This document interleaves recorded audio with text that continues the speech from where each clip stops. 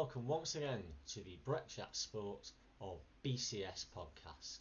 This week, my guest is Kelly Wright, who is not only a member of the GB Baseball Women's team, she's also the general manager of Sheffield Bruins Baseball Club, as well as being a junior doctor in the NHS. So as you can imagine, it was a wonderful and varied conversation with her. And so without further ado, let's hear from Kelly Wright. Kelly, welcome to the show.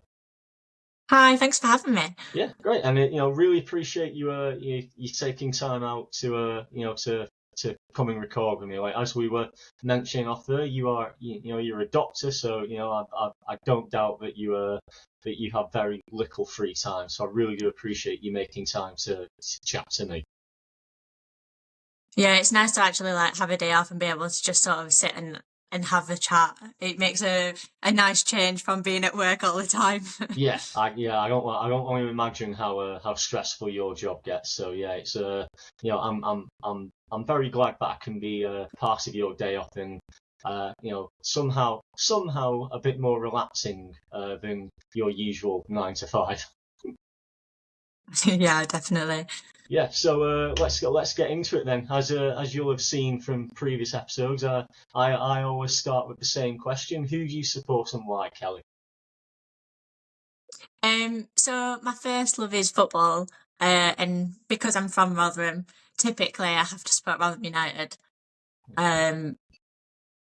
Although last season hasn't been great, shall we say, I'm looking forward to this season. It's my first time having a season ticket, and I'm hoping that it's going to be a great season because they got relegated. That this season, hopefully, we'll be at the top of League One, and we can really sort of bring it back and hopefully get back into the Championship next year. Yeah, certainly, and like we were. Sorry, like we were saying when we were chatting earlier, League One promises to be pretty good this year. Rotherham is in there, Bolton Wanderers are in there, my team, Wigan Athletic, are in there, but then the big attention grabbing one is that Wrexham's in League One this season. So I think all of us collectively as League One teams will probably get more eyes on us and more attention on us. So I think that can only be a good thing in terms of hopefully maybe getting a bit more attention onto League One and the talents of the teams that are in that league. Yeah, definitely. And I know that me and my friends were already sort of considering going to the Wrexham away game just because I think it'd be really good sort of atmosphere. And as you said, all the eyes are on Wrexham to see how they do in the league this season. And let's be honest, I think all of us are secretly hoping that Ryan Reynolds or Rob McElhenney might come to an away game at our stadium. I think that's absolutely fantastic. I think it's, but yeah, as I say, I think if those two being involved at Wrexham gets more eyes on all of us as a division, I think it's fantastic. And I think maybe they're just doing very good PR wise, but yeah, they do seem to be doing a very good job at Wrexham, and they do seem to be putting the money where the mouth is. So third place from them thus far, and let's see how it turns out for them. But more importantly, let's see how it turns out for Rotherham United and Wigan Athletic next season as well. That's it. We can keep our fingers crossed and hope that it's a good season. Yeah, absolutely. And if we're meeting in the Championship next season, then yeah, I think we'll all be happy, won't we? Well, we can pray. We can do that. Hopefully. But yeah, who else do you support other than Rotherham then, Kelly? So obviously I said, my first love's football, but my second love is baseball. And obviously we'll go a bit more into baseball sort of shortly. But the team that I support is the Toronto Blue Jays. And I've probably supported them for probably 5-6 years. I've been playing baseball in total for probably 11 or 12. And then my other half is sort of, he's got family in Toronto. We've been out and sort of seen a few games out there, and obviously naturally just gravitated towards them. And it's been a roller coaster ride, especially sort of this on this season. The Jays are not doing as well as I'd have hoped, but you can't have it all, can you? I suppose every team has their ups and downs, and this season just happens to be one of the down.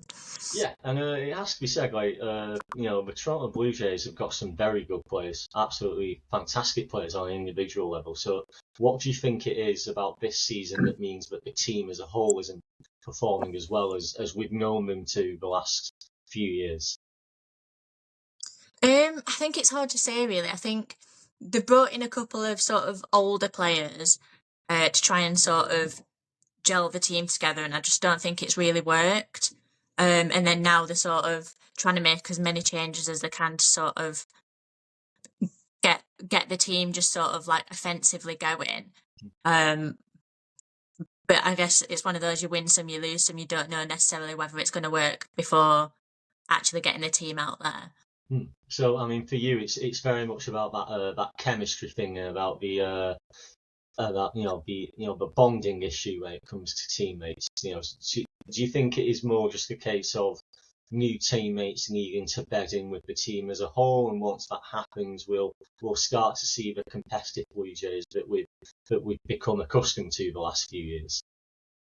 Yeah, I think so. I mean, as you're probably aware that hitting and stuff is infectious, isn't it? So you get like one or two people that like get on base or score runs or hit a home run or whatever, and then it really like picks the team up, and it sort of starts the ball rolling, and then everyone else gets going. But if you're struggling to sort of get that sort one or two hits sort of strung together in the first place, it's really hard to like get the motivation going and get the team chemistry going.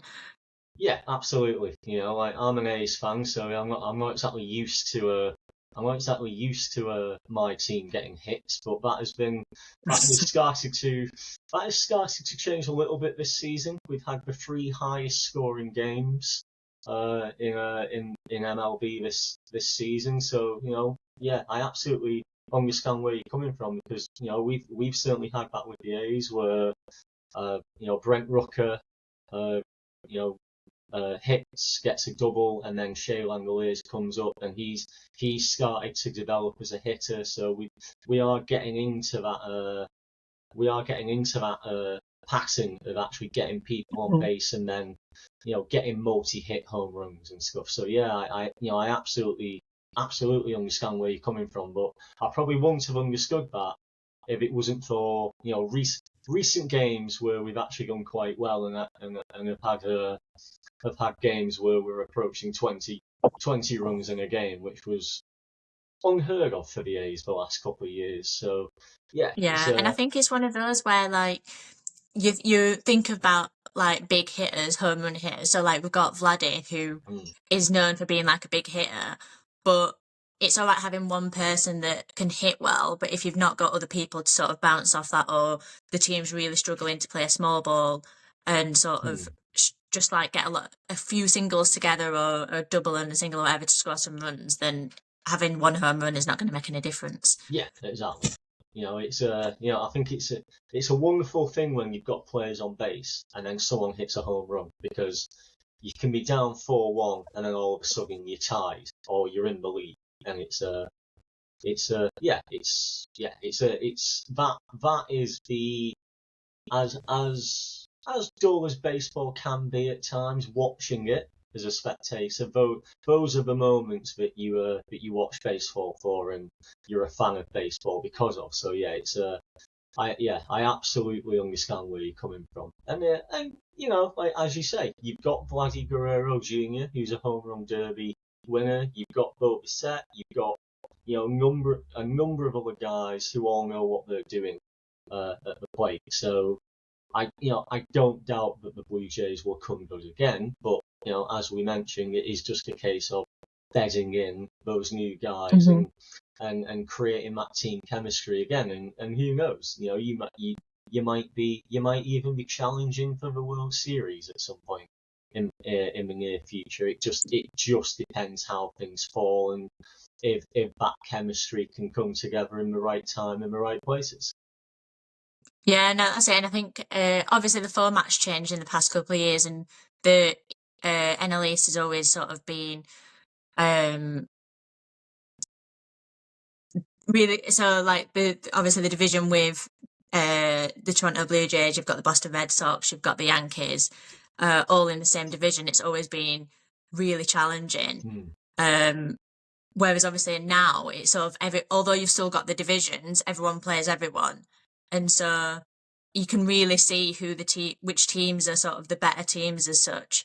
I mean, it's always been that in the playoffs, the Jays have had to play someone sort of in the division for like the wild card spot, and it's really difficult to sort of get out of that. Whereas sort of now, I mean, as I said, this season it's not going great, but if you're doing well as a team, it sort of it evens it out, if that makes sense.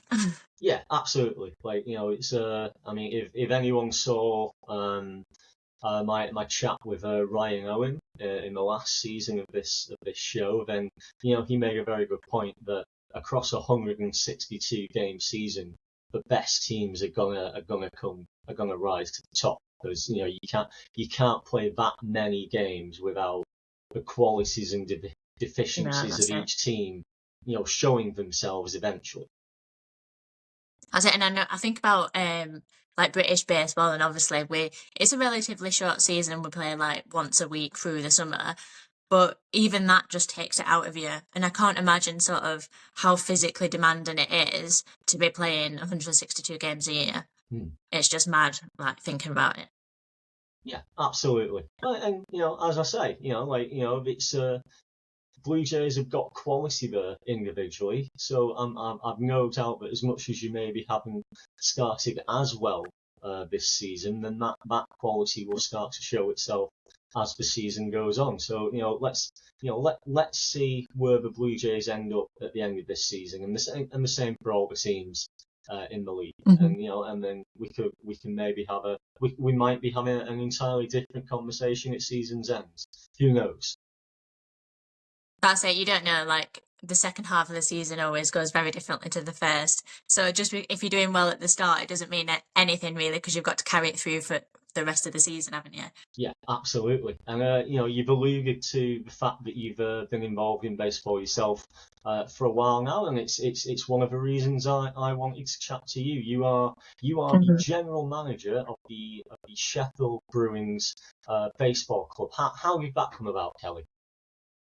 Yeah, so there was a group of us that used to play for a different club in Sheffield, and it got to the stage where there was sort of quite a lot of us for one team, and a group of us essentially decided to break away and form another club. And initially it started off with maybe 12, 13 of us, and over the past sort of 4 years I've taken over as general manager. We've increased from one team to 4 teams, and it just seems to be going from strength to strength, really. Yeah. And the thing is about where we are at the moment, it's on the opposite side of the city to the other Sheffield Blade Runners, the other team in Sheffield. So we sort of pull people from different areas, shall we say. So we don't really sort of impact each other in that sort of way.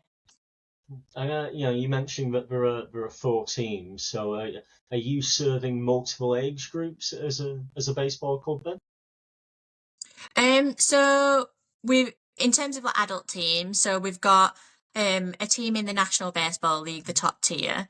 And then we've got a team in what's called the BBL Higher. So that's teams including Manchester, Liverpool, and the new Long Eaton team. I say new, they played in the Midlands, but they joined the BBL Higher this season. And then we've got sort of a development team below that, which is a lot more sort of social and ad hoc. So they don't officially play in like the BBL lower league. It's sort of like a development league between us, Manchester, and Sheffield Blade Runners. And we try and get involved in that sort of whenever we can. And then we have a women's team as well, which plays in the women's league. And then we've got a youth sort of set up as well, which is not a team as such, but we've got probably about 30 kids now between the ages of 6 and 13. So the hope is that sort of we can start getting enough kids that we can start having teams at different age groups and having sort of inter club league games as such, and then hopefully that'll help bring sort of kids through as they sort of start to get older into the adult teams, because if you're not aware, as soon as you turn 14 you can sort of get a waiver signed by your parents to say that you're allowed to play in the adult leagues. Yeah, and well, I was 5'9" when I was 14, so yeah, that's an adult height. So yeah, I can absolutely understand why 14s would mature into the adult leagues. Maybe not. Yeah, and I think the thing is as well that we've got leagues of all different abilities. So you've got people that are completely new to the game as an adult, and if you're 14 years old and you've got experience, there's somewhere that you're going to fit in. So it's not like football where obviously everyone's played football for years, and as you get older, like the standard just gets better and more physical, whereas in baseball it doesn't sort of quite work the same. Yeah, sure, absolutely. And if there's anyone in the Sheffield area that is interested in getting involved in baseball, or they're interested in getting the kids involved, how can they get involved with with Sheffield Bruins? How do they get in touch with you? Yeah, so we've got our own website, so it's sheffieldbruinsbaseball.com, and you can connect through social media with us. So we've got an Instagram, Twitter, and Facebook as well. So if you search Sheffield Bruins, you should be able to find us. Yeah, and just to be clear on this, you don't have to be in the Sheffield metropolitan area to get involved. You can come from further afield and play for the Bruins and the other teams within the Bruins. Yeah, definitely. So for our middle team, so the Sheffield Kodiaks that play in the BBL higher, we've got guys from Chesterfield, from Nottingham, from Sheffield, from Doncaster. And then when we move up to like our National Baseball League side, the Sheffield Bruins, we've got people from across the entirety of the north. Because as you imagine, for the National League, we're like the only northern team. So we've got guys from Liverpool, Preston. We had a couple of guys from Manchester. We've got guys from Nottingham, again in Sheffield. So quite a big area, really. Yeah, absolutely. So yeah, if you're in the if you're in that Sheffield region, or if you're in the north as a whole, and you're interested in getting in baseball, just in the same way as when I was chatting to Ian Blease, I urge you to get in touch with the Liverpool Trojans. If what Kelly is offering at the Sheffield Bruins sounds appealing, then yeah, please do get in touch with the Sheffield Bruins as well. And do be aware that there are other teams across the nation as well. So if you're not in Sheffield or the north and you want to get involved in baseball, you can always look at the BSM team finder on Google, and you'll be able to find your local baseball club that way as well. So, but yeah, absolutely, if baseball sounds appealing to you, then yeah, absolutely do get in touch with either the Sheffield Bruins or your local baseball club wherever you are based in the UK. But getting back to your role as GM, what does that involve on a daily basis for you then? I'm guessing it is the administration of those teams. What else is involved as well as that then? Yeah, so it's generally overseeing everything that goes on in the club. It's a lot bigger job now than when obviously we first started, given that we've sort of expanded in terms of number of teams. But essentially I make sure that everything sort of with the council is sorted. I make sure umpiring sorted for game day, that the field is in good quality. If we need to sort of do any weather checks, I'll do that. And then I sort of speak to the BBF and the Northern League sort of to make sure that everything sort of runs smoothly with us and other clubs in terms of game days, if we need to reschedule anything, if there's sort of any major events that we sort of need to consider as well. Especially like if there's any tournaments or sort of international play where we've got players sort of away to make sure that it doesn't sort of impact those as well. Yeah, and talking about international play, you are not only involved in baseball at an administrative level, you also play baseball yourself to to a level that you've represented GB baseball. How did that come about? Were you spotted at a game? Did you go to a tryout day? What got you involved in the GB baseball setup? Yeah, so as I said, so I've been involved in baseball for quite a long time now, like over 10, 11 years. And when I first started playing, I was the only girl that I was aware of in the entire north of England that was playing baseball. And someone called Amanda Hawkins, she goes by Doris. She's set up Women's Baseball UK, and she got in touch with me, and then we sort of tried to get a group of girls together from across the country that were playing baseball. And after a couple of years, we managed to have the first sort of women's game, should we say, where we got about 25 to 30 girls across the country to play this women's only sort of baseball game. And we've been sort of trying to promote and encourage more sort of girls and women to get into the sport. And over the past sort of few years, it's really sort of taken off to the stage where we managed to set up the Women's League a couple of years ago. And I think it's been really good. So we've noticed that maybe half of our sort of newcomers as such are women. And I think it's once you sort of get the ball rolling and you get one or two women sort of in your club, it sort of encourages more women to join. And I think initially there's always that sort of women are generally not afraid, but you see a bunch of guys and you think it's going to be sort of quite intimidating. But when you see that there are other women involved, it sort of realizes that the girls realize actually it's quite a good environment and it's quite welcoming. Yeah, absolutely. And it should be said, but it's not just you that has represented GB baseball. Your twin sister Kirsty's also represented the team as well. Mm-hmm. It's very much been a family affair in that sense. And you also mentioned that your Yeah. partner So plays. it's as I said, so we've managed to get quite a lot of women involved. And my sister, I convinced her to start playing baseball as well many years ago.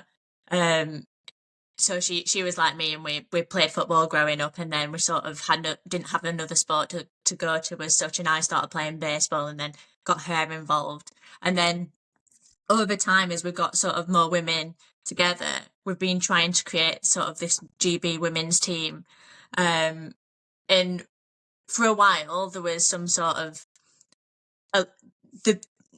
there was people that were sort of trying to put barriers up against sort of getting this team together, because technically we're all eligible to play for the GB men's national team because it's a co-ed sport. Right. But anyone that sort of really knows sport and the differences in sort of strength and speed and stuff between men and women know that that's sort of not really realistic. And that's why we wanted to set up the GB women's team. And there's women's baseball European championships every 2 years.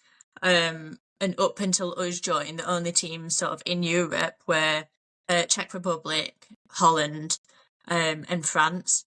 And so the aim is to sort of get more sort of women's national teams together, build it up, and sort of have a really good championships with the aim to then sort of increase number of women in sport, but also increase the number of teams that are able to go to then compete for the World Cup. And we're really lucky. So we've got a girl on our Sheffield team who has been to the World Cup 7 times for Hong Kong. And she's now sort of moved to the UK after all the sort of political stuff that's been going on over there. And we're really fortunate that she's sort of come to us and can sort of give out coaching advice and is become a really sort of integral member of the women's and Kodiaks. Yeah, and, you talked about building up women's baseball in this country so that GB can send a team to the European Championships. Like, how long do you think it will be until GB gets to that point where you can send a team to that championship and you're competitive then? So we sent our first team was sent to the European Championships last season. So last summer in July, we had it was our first sort of time at the European Championships, and it was nerve-wracking, shall we say. You know that you're going and there's sort of no expectation because you are like the new team, but you also sort of want to prove your ability and that everyone there deserves to sort of be part of that championship. Yeah, absolutely. And in the European Championships themselves, they were held in Montpellier in the south of France, and it was hot. And to say it was difficult is an understatement when you're not used to that heat. It just really takes it out of you. And in between games, they'd sort of bring on the sprinklers, and everyone would like run straight under them and sort of like try and cool off. Absolutely. So, and we're talking about a very important issue here in terms of getting women involved in sport generally, and we've certainly seen in this country, women's sports has come to prominence more. There's we're seeing the women's Super League football on the BBC now. The women's Six Nations gets broadcast on the BBC. There's a women's England cricket team that are one of the best in the world. And the same is starting to become increasingly true for other sports. So your sport is baseball. Where should any women who may be listening to this conversation go if they are interested in getting involved in women's GB baseball then? Is there anywhere you can direct them online? Yeah, so not so much online, but there are usually sort of tryouts held every year, which are sort of advertised widely. And if you get involved with a club, especially one that's got a team in the women's league, so at the moment there's Manchester, there's Sheffield, Long Eaton, Leicester, we've got London, we've got the Bells that are based sort of out of Farnham Park, which is a sort of national baseball complex. And we've got Bournemouth as well. That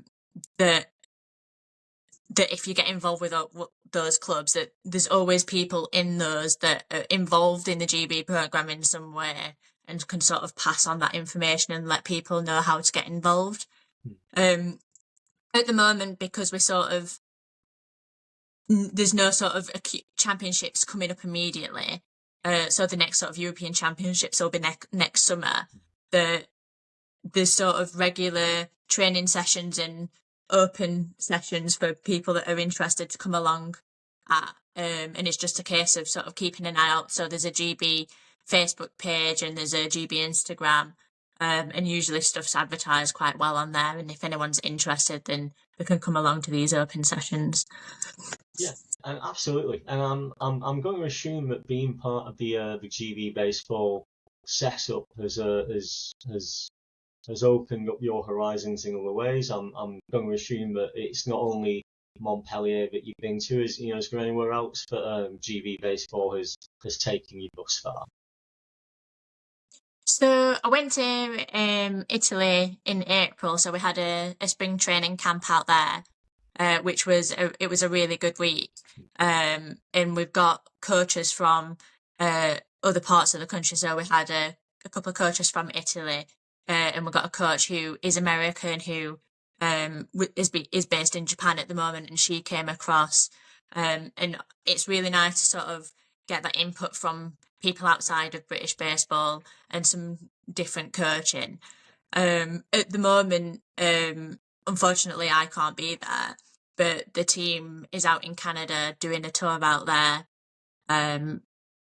Just playing some of like the local women's teams and seeing sort of what the standards like on on the North American continent. So the women's baseball all over there is significantly bigger than it is here. So I think it'd be really nice to see sort of what they've done to try and encourage people into the sport, and what's been working for them, and see if there's something that we can take away from that. Yeah, unfortunately, as I said, so I can't be there because I've got work, and I couldn't get the time off to go, but that's one of those unfortunate things when I chose a career.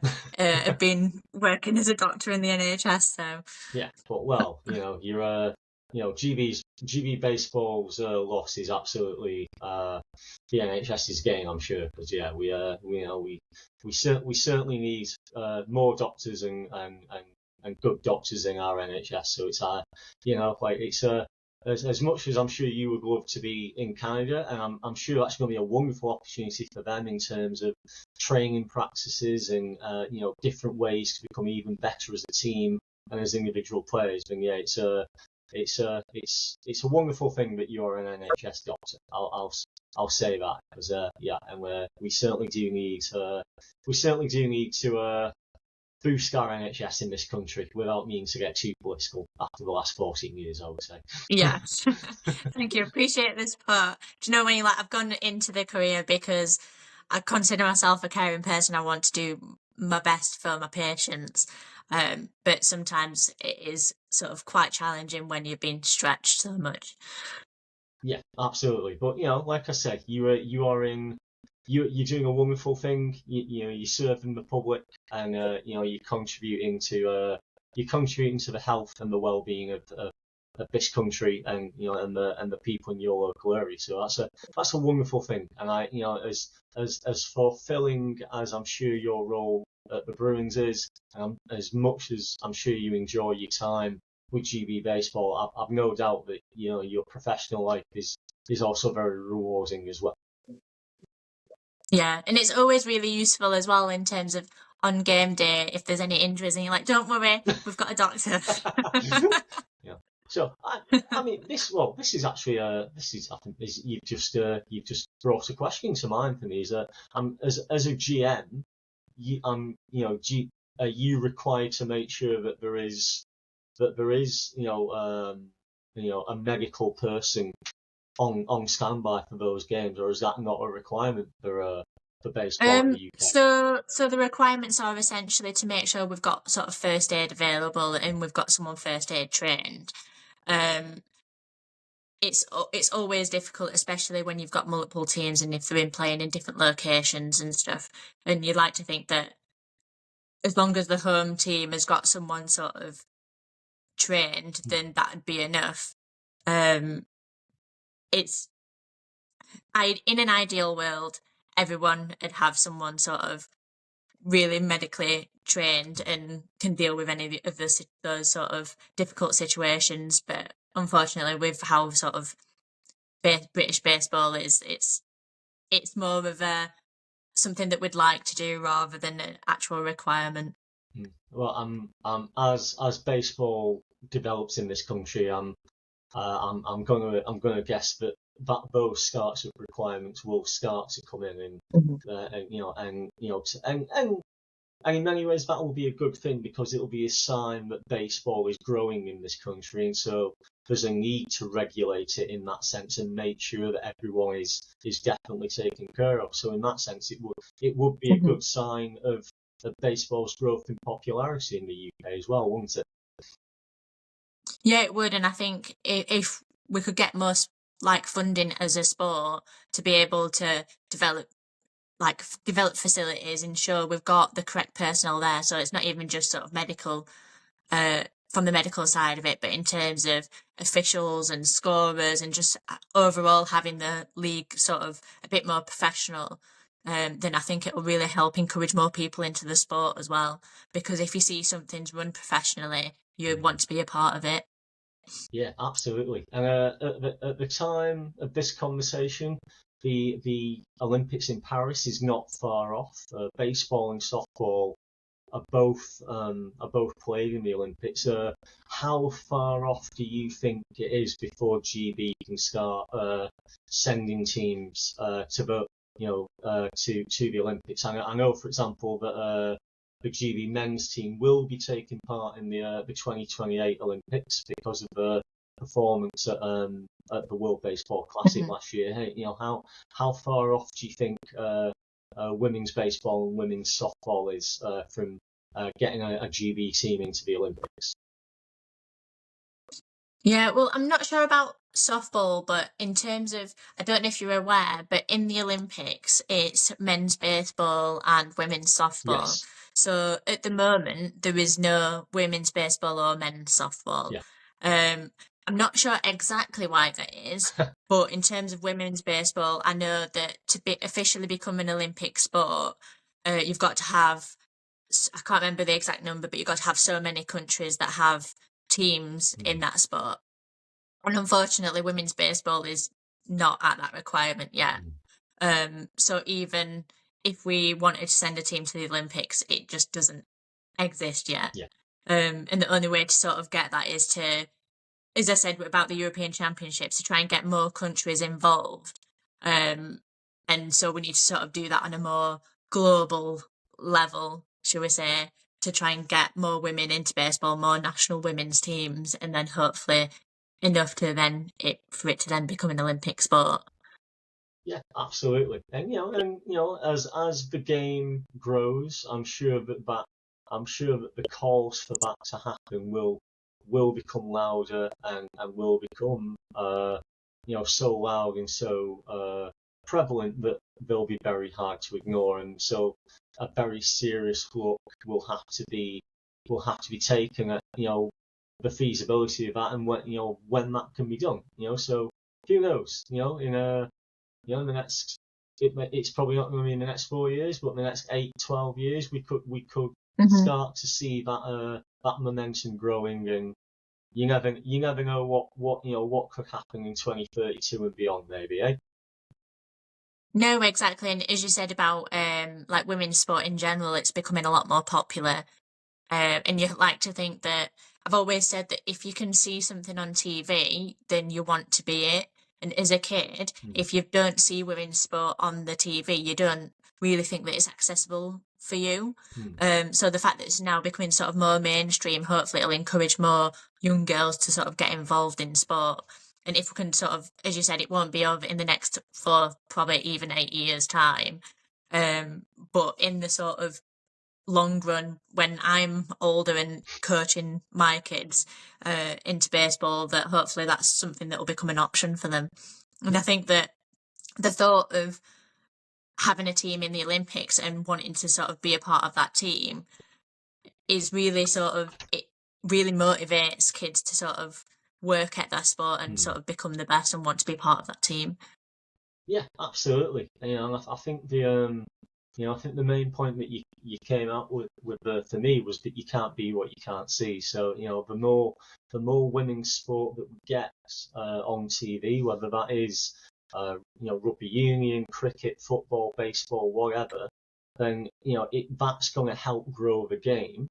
And the same is absolutely true for baseball as a whole in this country. The more baseball that we see in this country, whether that's the London series being shown on the BBC, whether that is, other regular season games getting more prominent coverage on the BBC, fronted by Melanie Newman and Felix White, I would hope, because I've been very vocal in how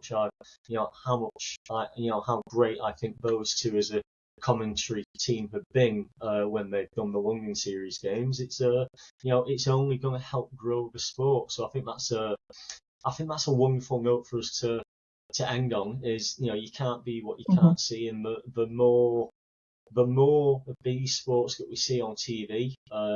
I'm not just talking to the BBC here, Channel 4, Channel 5, ITV, other terrestrial broadcasters. The more we see these sports on TV, the more people will want to see them. So and the more people will then want to participate themselves. So yeah, long may these niche sports, because baseball is absolutely a niche sport in this country still. The more that is shown on TV, the more mainstream it will become, and the popularity will grow even more. But yeah, But yeah, 100%. I'm so grateful that you took the time to join me here, Kelly, and thank you so much for talking to me. It's been an absolute joy. I've really enjoyed having a chat. It's been nice to actually just have a good chat about baseball, about British baseball, and sort of uh, getting more women involved. I know it's obviously not directly affecting you, but hopefully it'll sort of have a wider impact on the whole British baseball community Yeah, going absolutely. forward. So Yeah, absolutely. It may not directly affect me, but it's in my mind, it makes for a better society as a whole. And speaking to you as a doctor, the more active people are becoming, the less strain that there is going to be on the NHS as well. So we absolutely should encourage people to get involved in baseball and other sports. Whether that is whether it doesn't have to be baseball, it can be any sport that you enjoy now or have enjoyed in the past. So yeah, absolutely do get involved in sport. Get in touch with Kelly and play for Sheffield Bruins. But if you like cricket or rugby or football or basketball or whatever, find your local team and get involved. And I'm sure you will absolutely love it and enjoy it. And Kelly will be even happier because you're getting active and you aren't potentially having to go and see Kelly in her professional life. and I would just want to add on to that as well that if you think that you're a little bit old and that you're sort of past it in terms of getting involved in new sports, it's never too late. Especially for baseball, we're so welcoming. We've got people of all different ages and abilities, and it's just a really nice social environment where we can be active and just enjoy the sport. And that's not necessarily just baseball, but other sports as well. So if you just want to give it a go, my recommendation would be to just go and try it and see if you enjoy it. Yeah, and just to remind everyone, that is SheffieldBruinsBaseball.com, where you can find the Bruins online, but you can also find them on social media on Facebook and Instagram as well. So yeah, but it's as I say, Kelly, it's been absolutely wonderful to chat to you, and I hope to speak to you again soon. Probably, I hope when Wigan Athletic beat Rotherham in the coming season. Thank you for having me on. It's been a pleasure. Yeah, absolutely. Thank you so much for joining me, Kelly. Bye bye now. Bye bye. So there you have it. I really enjoyed chatting to Kelly, and what comes to my mind off the back of that is that we recorded that conversation back in July, and since then Rob McElhenney and Ryan Reynolds have flexed their financial muscle once again by making Oliver Rathbone Wrexham's record transfer signing from none other than Rotherham United. What also comes to my mind is what an exceptional human being Kelly is as well. Kelly, or as I should probably refer to her, Dr. Wright, is not only a junior doctor, and my goodness, do they have to work hard and spend a lot of time on the wards doing their jobs. A lesser human being would go home on their day off and would just chill out and relax and recuperate. But no, Kelly instead is going off. She's playing for Sheffield Bruins Baseball Club, but she's also been the general manager of that baseball club as well, with all the tasks that involves, as you just heard in the chat. Not only that, but she's also in the gym, not only working on her core fitness, but working on her core strength, so that she can stay at that level, that she can continue to play for GB Baseball's women's team. And so for me, Kelly is a perfect example of what human beings can achieve when they put their minds to it, and all credit to her for that. For now though, that is the end of another episode of the BCS podcast. I thank you as always for joining me, and I hope to see you again next time when we will be having a preview of the 2024 NFL season. Bye bye now.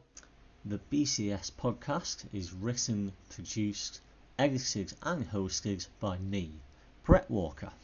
Thank you to Boris Anderoff and Pixabay for the use of the music and sound effects in this podcast. This week's guest was Kelly Wright.